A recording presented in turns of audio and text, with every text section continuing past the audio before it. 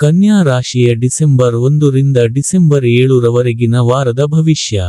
ಚಂದ್ರ ರಾಶಿಗೆ ಸಂಬಂಧಿಸಿದಂತೆ ಶನಿಯು 7ನೇ ಮನೆಯಲ್ಲಿರುವುದರಿಂದ ತಂದೆ ತಾಯಿಯ ಕಳಪೆ ಆರೋಗ್ಯವು ಈ ವಾರ ನಿಮ್ಮ ಚಿಂತೆಗೆ ಮುಖ್ಯ ಕಾರಣವಾಗಬಹುದು.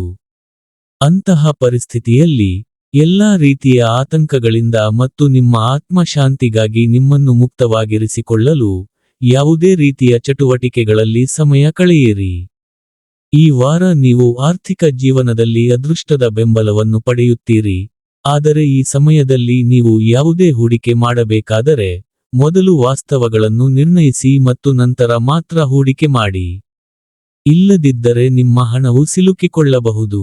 ಈ ವಾರ ನೀವು ನಿಮ್ಮ ನಿರ್ಧಾರಗಳನ್ನು ಮನೆಯ ಜನರ ಮೇಲೆ ಹೇರಲು ಪ್ರಯತ್ನಿಸಿದರೆ, ಹಾಗೆ ಮಾಡುವುದರಿಂದ ನೀವು ನಿಮ್ಮ ಹಿತಾಸಕ್ತಿಗಳಿಗೆ ಮಾತ್ರ ಹಾನಿ ಮಾಡುತ್ತೀರಿ. ಆದ್ದರಿಂದ ಪ್ರತಿಯೊಂದು ಪರಿಸ್ಥಿತಿಯಲ್ಲೂ ತಾಳ್ಮೆಯಿಂದ ಕೆಲಸ ಮಾಡುತ್ತಾ ಅದರ ಪರಿಹಾರವನ್ನು ಕಂಡುಹಿಡಿಯಲು ಪ್ರಯತ್ನಿಸಿ. ಚಂದ್ರ ರಾಶಿಗೆ ಸಂಬಂಧಿಸಿದಂತೆ ಗುರು 11ನೇ ಮನೆಯಲ್ಲಿರುವುದರಿಂದ ಈ ವಾರ ಕಚೇರಿಯಲ್ಲಿ ಸಕಾರಾತ್ಮಕ ವಾತಾವರಣ ಇರುತ್ತದೆ. ನಿಮ್ಮ ಸಹೋದ್ಯೋಗಿಗಳ ಸರಿಯಾದ ಬೆಂಬಲವನ್ನು ಪಡೆಯುವ ಮೂಲಕ ನಿಮ್ಮ ಯಾವುದೇ ಪ್ರಮುಖ ಕಾರ್ಯಗಳನ್ನು ಪೂರ್ಣಗೊಳಿಸಲು ನಿಮಗೆ ಸಾಧ್ಯವಾಗುತ್ತದೆ. ಇದರೊಂದಿಗೆ ನೀವು ಶೀಘ್ರದಲ್ಲೇ ಆ ಕೆಲಸದಿಂದ ಮನೆಗೆ ಹೋಗಬಹುದು.